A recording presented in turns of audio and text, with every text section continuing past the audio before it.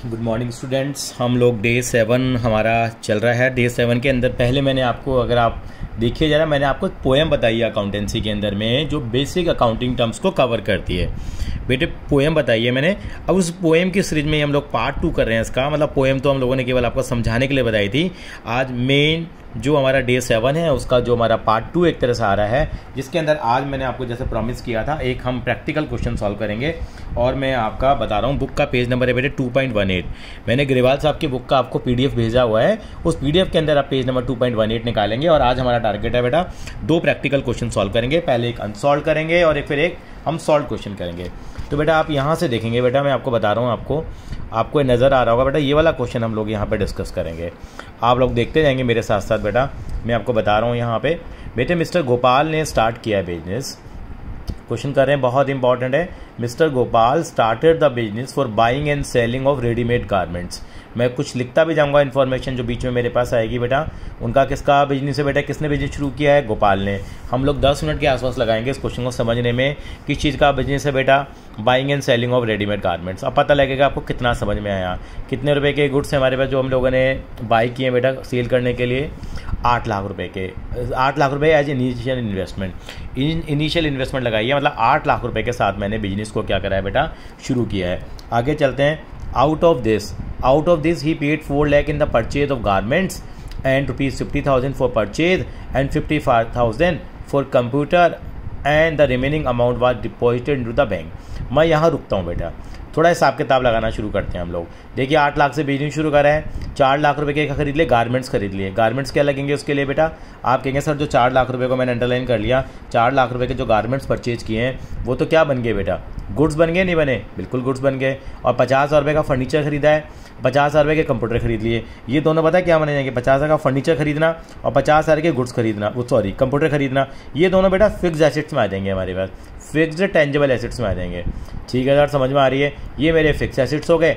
और 4 लाख रुपए के मैंने क्या खरीदे हैं? ये गुड्स खरीदे मैंने, परचेज ऑफ गारमेंट्स। क्योंकि मेरा काम भी किस चीज़ का है बेटा, आपने ध्यान से देखा हो तो मेरा रेडीमेड गारमेंट्स का है। यानी कि जो हम लोगों ने टर्म्स जो क्लियर किए हैं उनको हम प्रैक्टिकल एग्जाम्पल के थ्रू यहाँ समझने की कोशिश कर रहे हैं। आगे चलते हैं। और and the remaining amount was deposit to the bank. बाकी अमाउंट बैंक में जमा करा दिया। हिसाब लगाओ कितने से बिजनेस शुरू करा सर? 8 लाख से। कितने से? 8 लाख से। 4 लाख का गारमेंट्स परचेज कर लिए, 50,000 का फर्नीचर, 50,000 का कंप्यूटर, तो 1 लाख ये हो गया। 4 लाख हो गया, 5 लाख ये हो गया, तो कितना बचा? सर 3 लाख बच गया। 3 लाख का जमा करा दिया बैंक ने। तो एग्जामिनर आपसे सवाल पूछ सकता है। अब मेरे को नहीं मालूम क्या क्या सवाल पूछे उन्होंने। भाई कितने का फर्नीचर, कितने की एसेट्स खरीदे हैं उसने? 1 लाख के। कितने के गुड्स खरीदे हैं? 4 लाख के। कितने से बिजनेस स्टार्ट किया है? 8 लाख से। जो 8 लाख से बिजनेस शुरू करा वो क्या लगेगी? उसकी कैपिटल लगेगी। ठीक है, कितना पैसा बैंक में जमा कराया है? 3 लाख रुपए। ऐसे छोटे सवाल पूछे जा सकते हैं। He sold some of the ladies and kids garment for ₹3 lakh for cash and some garment for 1,50,000 on credit to mister Rajesh. अब क्या करा उसने? जो कुछ थे गारमेंट्स वो 3 लाख रुपए के बेच दिए कैश में, भाई गुड्स बेच दिए उसने, और 1,50,000 की बेच दिए क्रेडिट में। अगर आपसे कोई पूछे कि सेल कितने की करी हम लोगों ने, तो आप क्या कहेंगे? सर हमने सेल कितने करी है? 3 लाख रुपए की सेल ये करी है, ये कैश सेल की है, ये क्रेडिट सेल की है। सेल तो सब सेल होती है। टोटल सेल कितनी हो गई? 4,50,000 की। अब बताएंगे मिस्टर राजेश क्या लगेगा रिश्ते में? गोपाल जी का। गोपाल जी ने सामान बेचा है। एक तरह से राजेश हमारा कौन हो गया? अक्षय कुमार हो गया। हम लोगों ने अक्षय कुमार को गुड्स बेचे हैं, कितने के? 1.5 लाख रुपए के। तो राजेश क्या लगेगा? डेटर लगेगा। क्या लगेगा? डेटर लगेगा। चलिए जी आगे चलते हैं, कहानी आगे बढ़ी। Subsequently he bought men's garment of 2 lakh from Satish.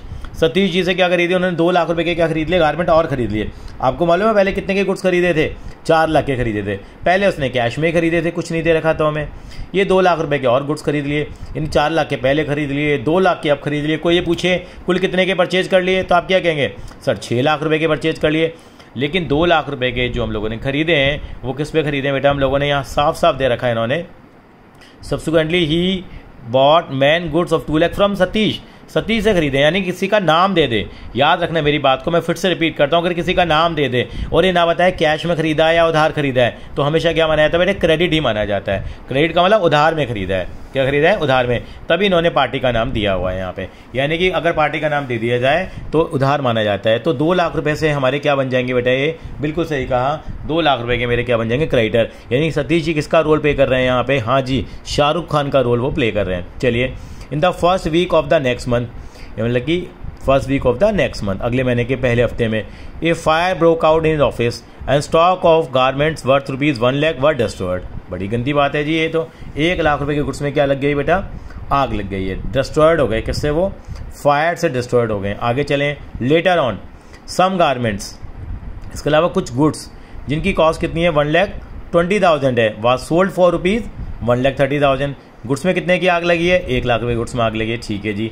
अब बाद में क्या हुआ, 1,20,000 के जो गुड्स हैं वो हम लोगों ने कितने के बेच दिए हैं? 1,30,000 के बेच दिए। मतलब कुछ गुड्स बिक भी गए हैं, यानी कितने के बिके हैं? 120 वाले हमने कितने में बेचे हैं बेटा?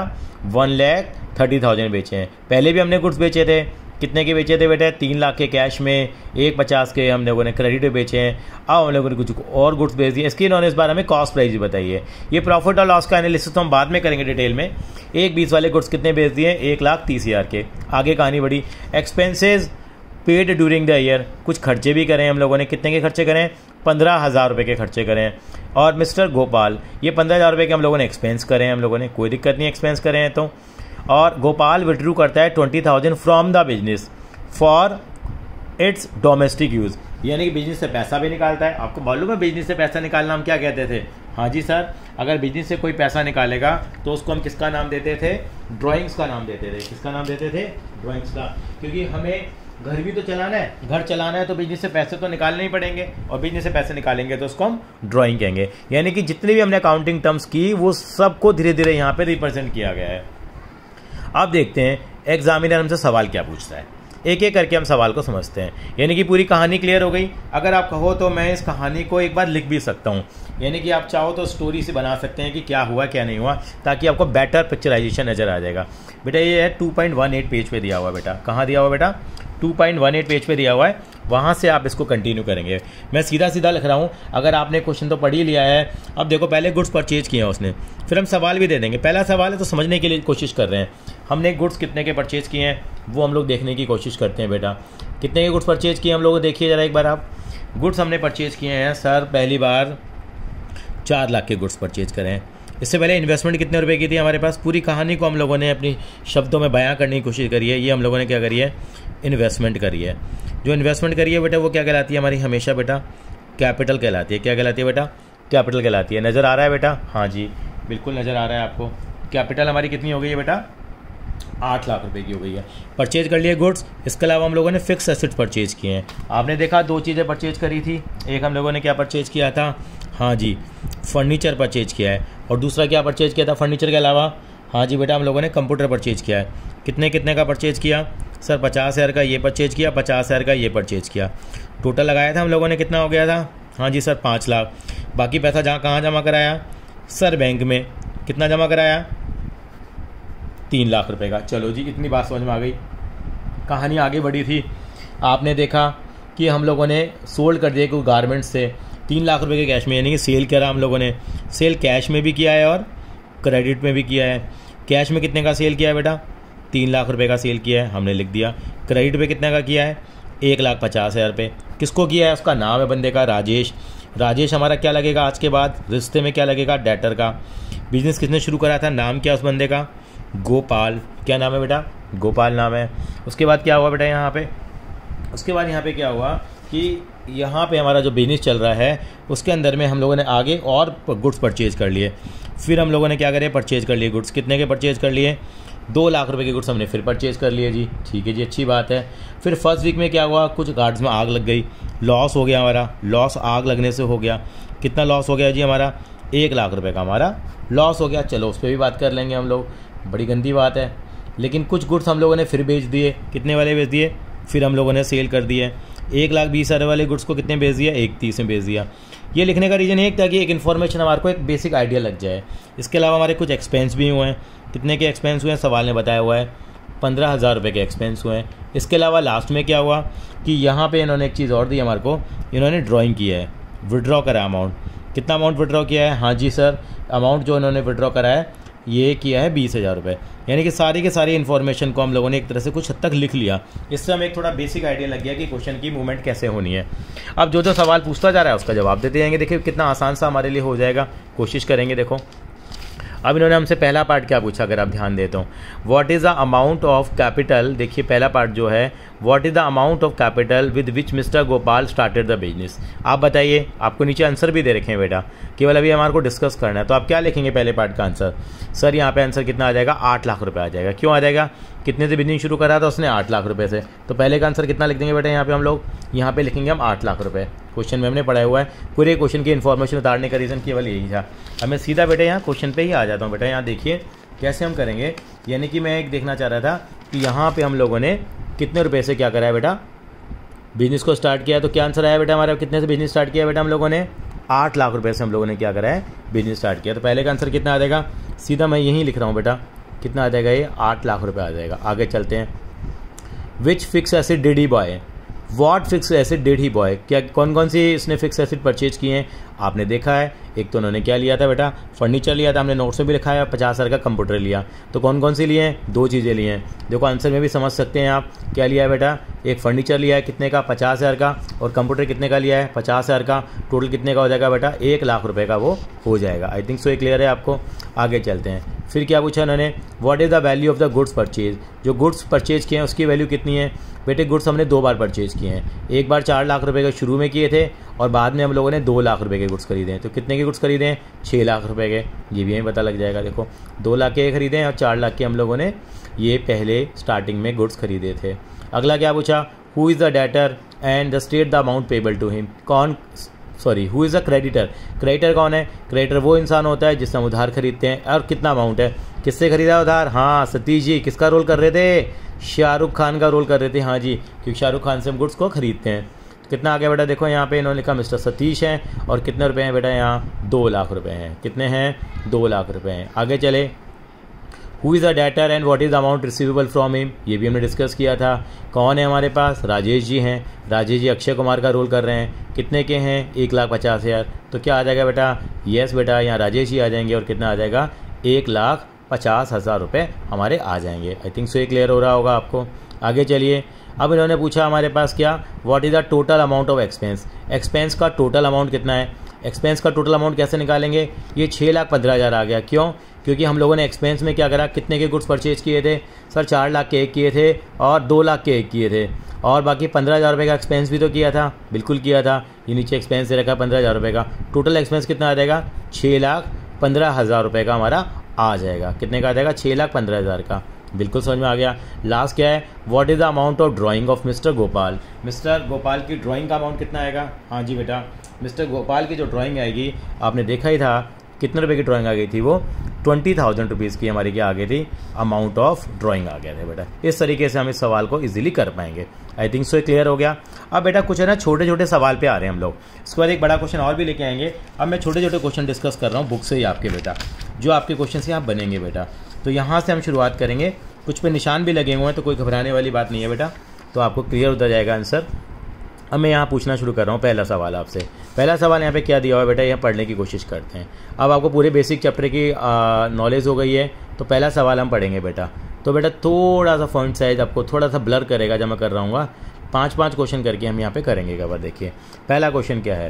पहला क्वेश्चन पूछा इन्होंने, select the correct alternative. Capital, capital क्या है बेटा आपको बतानी है? इंटरनल लायबिलिटी है, एक्सटर्नल लायबिलिटी है, internal as well as external liability है, नन ऑफ दीज है। आप क्या बोलेंगे? कैपिटल हम लोगों ने डिसाइड की थी, कौन सी लायबिलिटी है? हाँ जी बेटा, ये इंटरनल लायबिलिटी है। आजकल सीबीएसई के अंदर में मल्टीपल चॉइस क्वेश्चंस का काफ़ी ट्रेंड चल गया। आप इन सारे क्वेश्चंस को यहाँ पे करके देखेंगे, और मैं होप करता हूँ कि आप इजीली इन क्वेश्चन को कर पाएंगे। आगे चलते हैं। ये goods taken by the proprietor for personal use, अगर पर्सनल यूज़ के लिए गुड्स को यूज़ करेंगे तो हमने कॉन्सेप्ट यूज किया हुआ है, क्या माना जाएगा? हाँ जी बेटा, वो ड्राइंग्स मान लिया जाएगा। क्या मान लिया जाएगा बेटा? ड्राइंग्स मानते हैं। सेल, परचेज, ये तो ऑप्शन आती ही नहीं है बेटा, है ना। अमाउंट रिसीव्ड और receivable against sale of goods, अगर हम गुड्स को बेचते हैं, हमने डेफिनेशन ही पढ़ा था, याद है? अमाउंट रिसीव्ड और रिसीवेबल ये क्या कहलाते हैं? ये हमारे पास रिसीट्स कहलाती है, लेकिन अगेंस्ट सेल ऑफ गुड्स है। सेल ऑफ गुड्स का मतलब ये रेगुलर बेसिस पे होगी, तो इसका आंसर क्या आएगा बेटा? ये इसका आंसर आएगा बेटा रेवेन्यू रिसीट आएगा। इन्होंने दिया कैपिटल रिसीट नहीं। कैपिटल रिसीट कब आता? जब हम लोग क्या बेचते बेटा? फिक्स्ड एसेट्स को क्या करते हैं हम लोग? बेचते। और सम टाइम रिसीट, ऐसा तो हो ही नहीं सकता, और नॉन ऑफ दीज भी यहाँ गलत है। चौथा पार्ट करते हैं हम लोग अब, अमाउंट पेड और payable against purchase of goods. अगर हम परचेज ऑफ गुड्स के लिए हम पे करते हैं कोई एक्सपेंस, क्या कहलाता है बेटा? अगर गुड्स है तो बेटा ये रेगुलर आइटम हो गया, रेगुलर आइटम हो तो किस में आएगा बेटा, हाँ जी बेटा वो रेवेन्यू एक्सपेंडिचर में आएगा। किस में आएगा, रेवेन्यू एक्सपेंडिचर में आएगा। ये हम लोग क्वेश्चंस कर रहे हैं जो पेज नंबर 2.13 पे दिए हुए हैं बेटा। पेज नंबर कौन सा दे रखा है बेटा, 2.13 हमारे पास ये पेज नंबर है आपकी बुक का बेटा। आगे चले बेटा हम लोग, अगले चलते हैं हम लोग। अगला सवाल आ गया हमारे पास, क्या बेटा, गुडविल। गुडविल कैसी एसेट है, टेंजिबल है, बिल्कुल नहीं है, गुडविल तो नजर ही नहीं आती। गुडविल तो आत्मा है, हमारी पोएम में थी ना, goodwill is my soul is my goodwill, जो नजर ही नहीं आती, शरीर के साथ जुड़ी हुई है। टेंजिबल एसेट है, इंटेंजिबल है, करंट है, फिक्टिव एसेट्स है। ये किस में आता है हमारे पास, इंटेंजिबल एसेट्स में आएगा। करंट भी नहीं है, करंट एसेट वो होते हैं जो कैश में कन्वर्ट हो जाते हैं। टेंजिबल जो नजर आए, ये गुडविल फिक्टिव एसेट्स नहीं होती। फिक्टिव एसेट्स का मतलब क्या होता है, ये तो लॉसेज होते हैं जो 1 साल से ज़्यादा के लिए हम रिटर्न ऑफ करते हैं। नेक्स्ट सवाल, बहुत सारे सवाल बनते हैं बेटा। Expenditure of revenue nature that gives benefit for more than 1 accounting period, जिनका बेनिफिट जो है किस नेचर के, रेवेन्यू नेचर के हैं, एग्जॉस्ट हो जाएंगे कुछ टाइम के बाद। कौन सी आएगी बेटा, हाँ जी बेटा ये आएगा डेफर्ड रेवेन्यू एक्सपेंडिचर। नया कैपिटल एक्सपेंडिचर होता है, नया रेवेन्यू एक्सपेंडिचर होता है, ठीक है। A person who owes money to the firm against goods sold, जिसको हम गुड्स बेचते हैं उससे हमें पैसा लेना होता है। कौन है, अक्षय कुमार साहब। क्या है बेटा, वो डेटर कहलाएंगे हमारे, क्या कहलाएंगे, debtor. A person to whom money is owed by a firm for purchase of goods, क्या कहलाएगा बेटा हमारे पास, ये हमारे पास क्या कहलाएगा बेटा, क्रेडिटर कहलाएगा। क्या कहलाएगा, क्रेडिटर। एक बार हम इनके आंसर चेक करके देखें जो अभी तक कह रहा हम लोगों ने, आपको तरीका ही बता देता हूँ बेटे। पीछे की तरफ हमारे यहाँ पे आंसर दे रखे हैं। 7th का बी पार्ट है और 8 का ए पार्ट है। देखिए 7th का बी पार्ट है और 8 का ए पार्ट है। यहाँ से हम चेक भी कर लेंगे, जैसे 2 क्वेश्चन मैंने रैंडमली चेक करके यहाँ पे आपको दिखा दिए। यहाँ पे बच्चों को कई बार कन्फ्यूज़न होता है, आप यहाँ से कैसे बचाना आपने कि लैंग्वेज को पढ़ना है। सेल ऑफ गुड्स है और यहाँ पे क्या है, परचेज ऑफ गुड्स है। आगे चलते हैं। Purchase refer to, purchase of क्या है, परचेज किसको रेफर करता है, गुड्स फॉर रीसेल के लिए होते हैं। ये एसिड्स तो होते नहीं है, न स्टेशनरी फॉर ऑफिस के लिए। परचेज का मतलब क्या होता है, जो गुड्स रीसेल के लिए होते हैं। ये छोटे छोटे क्वेश्चन हैं जो आपको आने चाहिए बेटा। अगला क्या है बेटा यहाँ पे, a liability arise because of, liability क्यों होती है arise, cash transaction, cash as well as credit transaction और क्रेडिट ट्रांजेक्शन किसके कारण से होती है बेटा। लायबिलिटी तो कब होगी, जब किस में ट्रांजेक्शन होगी आपकी, क्रेडिट ट्रांजेक्शन होगी, तो लायबिलिटी हमारी क्या होगी, अराइज होगी। लास्ट क्वेश्चन क्या है बेटा यहाँ पे इस वाले पेज पे, amount invested by the proprietor in a business, क्या कहलाता है, हाँ जी सर कैपिटल कहलाता है। यानी कि अगर आपने ये सारी अकाउंटिंग टर्म्स की जो डेफिनेशन हमने बताई हुई हैं, अगर वो सारी कर ली हैं तो इजीली हम लोग क्या कर पाएंगे बेटा, इन क्वेश्चंस को कर पाएंगे। आई थिंक सो क्लियर हो रहे हैं। 2-3 क्वेश्चन और हम लोग करेंगे, उसके बाद हम क्या करेंगे बेटा, थोड़ा आगे की तरफ बढ़ जाएंगे। तो ये बहुत ही आसान से क्वेश्चन हैं जो आपको आने चाहिए। ये कॉन्सेप्ट है जो भी हमने नहीं बताया, बाद में बताएंगे। स्टॉक इज़ वैल्यूड, इस क्वेश्चन को बेटा इंपॉर्टेंट मार्क कर लीजिए, जनरली स्कूल्स में पूछा जाता है। तो इसके अंदर आएगा बेटा कॉस्ट और net realisable value which ever be is lower, हम इसके ऊपर वैल्यू करते हैं। ये प्रूडेंस कॉन्सेप्ट होता है बेटा। कौन सा कॉन्सेप्ट होता है लिखना चाहें तो, प्रूडेंस कॉन्सेप्ट होता है, जो हम लोग चैप्टर नंबर 3 करेंगे तो वहाँ पे इनको क्या करेंगे, हम कवर करेंगे। ये किसके अंदर कवर होता है बेटा, हाँ जी प्रूडेंस कॉन्सेप्ट में कवर होता है। बैंक ओवरड्राफ्ट के बारे में बात की थी हम लोगों ने। बैंक ओवरड्राफ्ट कैसी लायबिलिटी है सर, ये शॉर्ट टर्म लायबिलिटी होती है। क्या होती है, short term liability. Long term तो होती नहीं है, बड़े लंबे टाइम के लिए होती है। सर ये नया वर्ड समझ में नहीं आया है, क्या लिखा हुआ है, कंटीजेंट लायबिलिटी। हाँ जी समझा जरूर देता हूँ। कंटीजेंट लायबिलिटी क्या होती है, कंटीजेंट लायबिलिटीज वो लायबिलिटीज होती हैं बेटा जो विच मे और मे नॉट हैपन, जो हो भी सकती हैं और नहीं भी हो सकती। Depend on happening of an event, कि एक इवेंट होगी तो ही ये लायबिलिटी हो सकती हैं। फॉर एग्जाम्पल आपकी कंपनी के अगेंस्ट केस चल रहा है, अगर आप केस हार गए तो आपको देना पड़ेगा कुछ पैसा, और नहीं हारे तो नहीं देना पड़ेगा। तो लायबिलिटी है या नहीं, आपको पैसा देना है नहीं देना, सर अब मुझे अभी तो पता है नहीं, वो तो अगर मैं केस हारा तो पता लगेगा।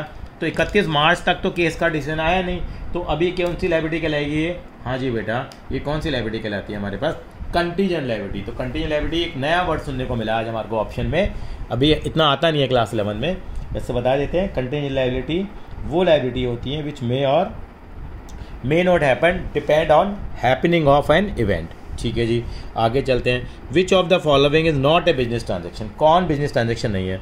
बॉट करा फर्नीचर 25,000 के लिए, वेरी गुड, ये तो बिजनेस ट्रांजेक्शन है। पेड करी सैलरी एम्प्लॉय की, हाँ जी ये भी बिजनेस ट्रांजेक्शन है। Cash withdrawn from personal bank account, bank से पैसा निकाला, पर्सनल बैंक अकाउंट से निकाला। ₹10,000 फॉर डोमेस्टिक यूज़, अब आपने किसके लिए निकाला, डोमेस्टिक यूज़ के लिए निकाला है और अपने पर्सनल बैंक अकाउंट से निकाला है। तो पर्सनल बैंक अकाउंट से निकाला तो बिजनेस का क्या लेना देना, तो यानी कि ये वाली जो ट्रांजैक्शन होगी वो आपकी बिजनेस ट्रांजैक्शन नहीं होगी। क्यों? क्योंकि हम लोगों ने पर्सनल बैंक अकाउंट से निकाला होता। अगर ये क्या निकाला, बिजनेस के अकाउंट से निकाला होता, तो ये कौन सी ट्रांजैक्शन मानी जाती बेटा हमारे लिए? हाँ, ये फिर ये ड्राइंग मानी जाती। लेकिन इस वाले पार्ट के अंदर इसको ड्राइंग कंसिडर नहीं किया जाएगा। आगे, विच of the following is not a fix asset? Fix asset नहीं है, कौन सी नहीं है बेटा? बिल्डिंग भी होती है, प्लांट एंड मशीनरी भी होती है, ये दोनों तो टेंजिबल होती हैं, गुडविल इंटेंजिबल होती है। क्या नहीं आएगा बेटा? हाँ जी, ये क्या नहीं आएगा? बैलेंस विद द बैंक, जो बैंक के साथ बैलेंस नहीं है। मैं समझाता भी जा रहा हूँ आपको साथ साथ में। अब आगे चलते हैं, 15 पे आ जाते हैं। क्या तरीका? विच of the following is not a long term liability? इनमें से कौन सी लॉन्ग टर्म लाइबिलिटी नहीं है? लॉन्ग टर्म लाइबिलिटी नाम से ही पता लग रहा है हमारे को, लॉन्ग टर्म नहीं बतानी। कौन सी नॉट, कौन सी लाइबिलिटी लॉन्ग टर्म नहीं है? अब देखिए, अब चेक करके देखते हैं। तो डिबेंचर है, डिबेंचर भी लॉन्ग टर्म होती है। टर्म लोन, टर्म का मतलब होता है समय, 2 साल, 3 साल, 4 साल, 5 साल, तो ये भी हमारी लाइबिलिटी हो गई। कैपिटल जो है, कैपिटल तो लॉन्ग टर्म लाइबिलिटी में आता ही नहीं है, वो तो अलग ही कंसेप्ट है। तो क्या बचता है बेटा हमारे पास यहाँ पे? क्रेडिटर। केवल नेगेटिव वाला कॉन्सेप्ट भी हम लगाते हैं कि कौन सी ऑप्शन नहीं हो सकती। इसके अलावा जो बचता है वो भी हमारा आंसर आ जाता है। Which of the following are the goods? Goods कौन से हैं? मशीन मैन्युफैक्चर फॉर सेल, ठीक है, फर्नीचर परचेज्ड फॉर सेल, और book and stationery purchased by the book seller, और ऑल ऑफ द अबव। तो हमें बताना है कि इसके अंदर में हमें बताना है कौन कौन सी चीज़ें हमारे किसके अंदर आएंगे? गुड्स की डेफिनेशन के अंदर आएंगे। तो सोचते हैं क्या आना चाहिए गुड्स की डेफिनेशन में? तो क्या आएगा? ऑल ऑफ द अबव आएगा। क्यों? मशीनरी मैन्युफैक्चर करिए सेल के लिए, ये भी सेल के लिए, ये भी सेल के लिए। भैया जो सेल के लिए खरीदोगे वही तो क्या कहलाते हैं? गुड्स कहलाते हैं ना, फिजिकल आइटम ऑफ ट्रेड। अब आगे क्या कहा इन्होंने? विच of the following is an acid? कौन सी इसमें से क्या है? एसिड है। देखते पता लग रहा है, मशीन ही क्या है? एसिड है हमारे पास। परचेज हुआ, एक्सपेंस है। सेल रिटर्न हो गया, ये भी हम क्या मानेंगे? एक तरह का एक्सपेंस की कैटेगरी में रख लेंगे बेटा इसको। सेल जो करा वापस आ गया, सेल का मतलब इनकम होता है, सेल रिटर्न का मतलब इनकम कम हो गई, वो एक्सपेंस हो जाएगा। इंटरेस्ट रिसीव्ड है, ये भी हमारे लिए इनकम है। तो बचता क्या है बेटा? मशीनरी का ऑप्शन बचता है। Which of the following is the liability? आपका वेरी फर्स्ट चैप्टर है, इसलिए हम लोग उसके लिए ऑब्जेक्टिव कर रहे हैं, अदरवाइज हम कंसेप्ट पे ही आया करेंगे। क्या है? Which of the following is the liability? कौन सी इनमें से क्या लाइबिलिटी है? तो क्या लिखेंगे? लाइबिलिटी का मतलब जो हम पे करना पड़े, जो बाद में पे करेंगे चाहे हम लोग। तो कौन सी है इसके अंदर बेटा? फर्नीचर तो एसिड होती है। इंटरेस्ट रिसीव्ड क्या होती है? नॉलेज होनी चाहिए, इनकम होती है। तो ये रेंट पेबल जो है, पेबल का मतलब जो बाद में पे करना है, वही हमारी क्या मानी जाएगी बेटा? लाइबिलिटी मानी जाएगी। आगे चले, which is of the following is revenue? इनमें से रेवेन्यू कौन सा है? रेवेन्यू का मतलब मैंने बताया था सेल होती है बेटा। रेवेन्यू का दूसरा नाम क्या है बेटा? सेल। याद रखेंगे तो ये सेल आ जाएगा हमारे पास। ये छोटी छोटी टर्म हमने अपनी वीडियो में बताई हैं आपको, उसी से रिलेटेड चीज़ें हमारे पास आ रही हैं। तो 20th क्वेश्चन में क्या लिखेंगे हम लोग? इसके अंदर हमारा क्या आ जाएगा बेटा? सी पार्ट आ जाएगा। विच of the following is not an expense? कौन सी चीज़ है जो एक्सपेंस नहीं है? रेंट भी खर्चा है, सैलरी भी खर्चा है, इलेक्ट्रिसिटी भी खर्चा है। फर्नीचर खर्चा नहीं है। फर्नीचर क्या माना जाता है? एसेट्स की कैटेगरी के अंदर किया गया जाता है, इसको शामिल किया जाता है। ठीक है बेटे, थोड़े से क्वेश्चन और रह गए, ये भी खत्म कर ही लेते हैं जब सारे करने की बात कही है। तो ये आ गया 22nd क्वेश्चन।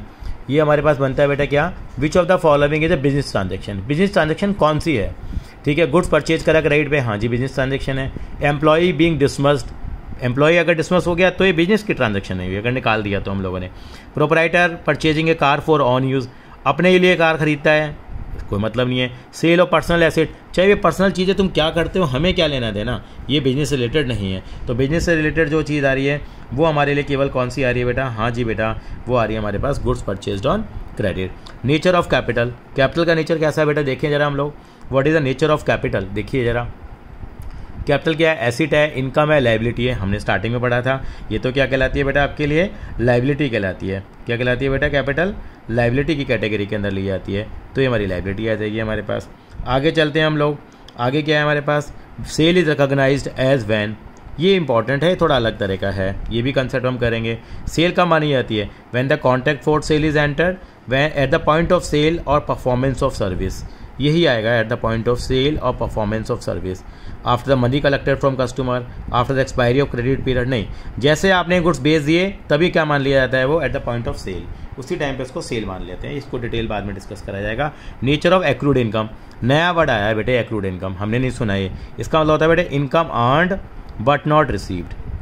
आपके डाउट्स आ सकते थे बाद में, मैंने लिख दिया है income earned but not received. यानी कि आपने इनकम तो कमा लिया है, लेकिन अभी तक क्या नहीं हुई, आपको रिसीव नहीं हुई। सर कोई एग्जाम्पल है? बिल्कुल है। वो आपकी क्या बनती है? पहली बात तो एसिड कहलाती है। वो क्या बन जाती है? एसिड। यानी कि आपने इनकम तो अर्न कर ली है, लेकिन अभी आपको पैसा नहीं मिला। यानी कि क्या हो गया? फॉर एग्जांपल की बात करें, यानी कि अग्रवाल मोबाइल स्टोर ने क्या करा, किसी के क्या कर दिए, रिपेयर का काम कर दिया, किसी का मान लो रिपेयर का काम कर दिया, लेकिन उसने अभी पैसा नहीं दिया। यानी क्या हमने कमा तो लेके हमें रिसीव नहीं हुई है, तो क्या मानी जाएगी? ये हमें बाद में पैसा मिल जाएगा ना, तो उसका मतलब क्या मानी जाएगी बेटा? एसिड मानी जाएगी। यानी काम कर दिया है, लेकिन अभी आपको क्या नहीं मिला है? पैसा नहीं मिला है, तो उसको बोलते हैं income earned.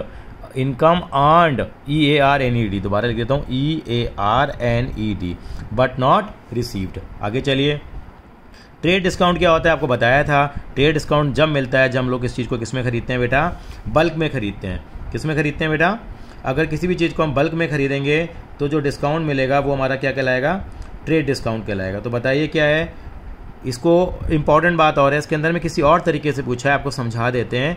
It is shown separately in the books of account never. ये कभी किताबों में नहीं दिखाते, इसको बोलते हैं मांड वाली, बार्गेनिंग बोलते हैं। तो ये कभी भी बुक्स में दिखाया नहीं जाता, इसीलिए इसका आंसर ये आएगा। ये बाकी सारे ऑप्शंस के गलत बनते हैं। विच of the following transaction is not of financial character? Financial character नहीं है, बताइए कौन सा है? परचेज करेंगे एसेट्स को क्रेडिट पे, ये भी फाइनेंशियल है। परचेज करेंगे एसेट को कैश में, ये भी है। Withdrawing of money by the proprietor from the business, ये भी है भैया, पता लग जाएगा। स्ट्राइक ऑफ एम्प्लॉय, एम्प्लॉय को स्ट्राइक करते हैं, अगर वो एम्प्लॉय स्ट्राइक करते हैं तो वो हम कंसीडर नहीं करेंगे।